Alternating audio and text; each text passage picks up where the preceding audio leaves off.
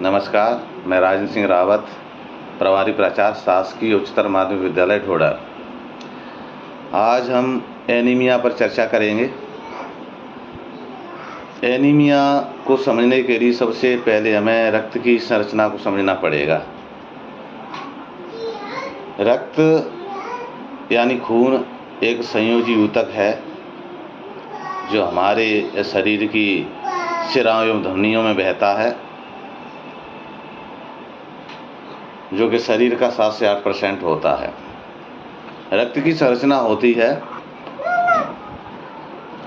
उसमें 2 घटक सम्मिलित हैं, रक्त प्लाज्मा और रक्त कणिकाएं।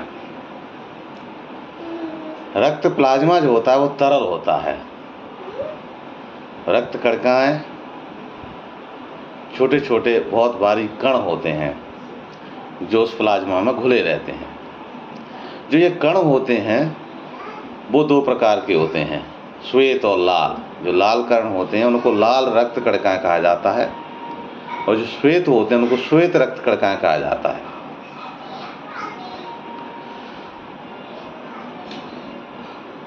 लाल रक्त कणिकाएं यानी आरबीसी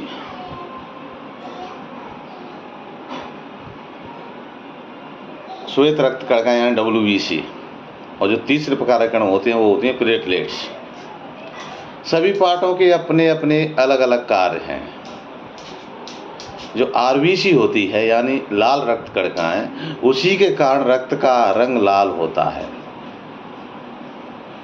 और जो आरबीसी में हीमोग्लोबिन पाया जाता है उसी के कारण रक्त का रंग लाल होता है। हीमोग्लोबिन में आयरन यानी लोहा पाया जाता है। इस हीमोग्लोबिन का महत्वपूर्ण कार्य है ऑक्सीजन का परिवहन पूरे शरीर प्रत्येक कोशिकाओं में करवाना, जिससे हमारे शरीर के अंदर प्रत्येक कोशिकाओं में श्वसन की क्रिया हो सके और ऊर्जा का निर्माण हो सके, जिससे हमारे सभी कार्य संपादित होते हैं।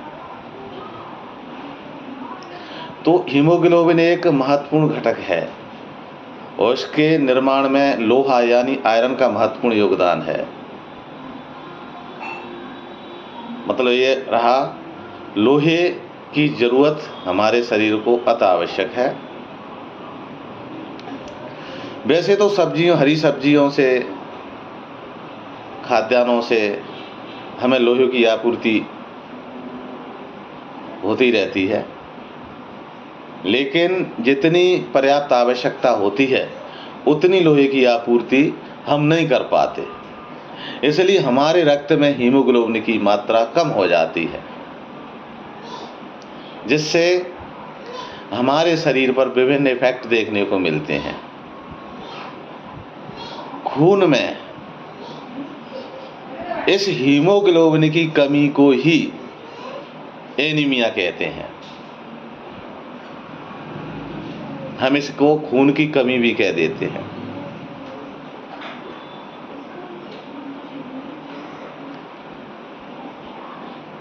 अगर हमारे रक्त में खून की कमी हो जाती है, अर्थात हीमोग्लोबिन की कमी हो जाती है, खून में तो और भी पार्ट आते हैं, जैसे मैंने अभी कहा था प्लाज्मा, जो कि उसका तरल भाग है, लाल रक्त कणिका, श्वेत रक्त कणिका, प्लेटलेट्स। तो हम केवल यहाँ पे लाल रक्त कणिकाओं की बात कर रहे हैं। सभी पार्टों के अपने अपने महत्वपूर्ण कार्य होते हैं। जैसे डब्ल्यूबीसी की बात करें, हम श्वेत रक्त कणिकाओं की बात करें तो शरीर की रोग प्रतिरोधक शक्ति है, जो रोगों से लड़ने की शक्ति है, वो इससे विकसित होती है। प्लेटलेट्स की बात करें तो ये हमारे खून को बांधने का कार्य करती हैं, जैसे खून कहीं से निकलता नहीं है, रक्त का थक्का बनाने में मदद करती हैं। तो ये रक्त को बांधने का कार्य करती है प्लेटलेट्स। लेकिन हमें यहाँ पे केवल हीमोग्लोबिन की बात कर रहे हैं। हीमोग्लोबिन रक्त का महत्वपूर्ण पार्ट है, जो कि आरबीसी में पाया जाता है और इसी के कारण रक्त का रंग लाल होता है। जब कभी कमी हीमोग्लोबिन की हो जाती है, हम पर्याप्त मात्रा में आयरन नहीं ले पाते, तो हमें हमारे शरीर में विभिन्न लक्षण देखने को मिलते हैं। जैसे हमारा शरीर में आलस रहेगा, थकान रहेगी, कोई भी सीढ़ियाँ चढ़ेंगे तो सांस फूलने लगेगी, दिल की धड़कनें तेज हो जाएंगी, आलस सा रहेगा, निंद्रा सी छाई रहेगी। अगर हम समय रहते इस पर ध्यान नहीं देते तो इससे आगे चल के गंभीर बीमारियां भी हो जाती है। जैसे सबसे बड़ी समस्या तो हृदय संबंधी, क्योंकि हमारे शरीर के लिए ऑक्सीजन तो अनिवार्य है। ऑक्सीजन तो प्रत्येक कोशिकाओं में एक निश्चित मात्रा में पहुंचनी चाहिए, और उसके लिए हीमोग्लोबिन कम है तो हमारे हृदय को अधिक मेहनत करनी पड़ती है। हमारा हृदय अधिक पंपिंग का कार्य करता है, जिससे रक्त जल्दी जल्दी चले और हीमोग्लोबिन फेफड़ों में जल्दी से पहुंचे और वो ऑक्सीजन को पकड़ कर प्रत्येक कोशिकाओं में पहुंचाए।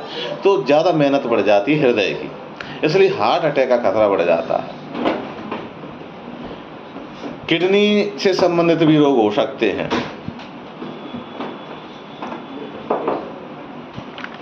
अगर ज़्यादा लापरवाही, अगर हमने ध्यान नहीं दिया इस बात पर, तो मृत्यु भी हो सकती है। इसलिए सरकार ने एनीमिया को प्रायोरिटी में लिया है।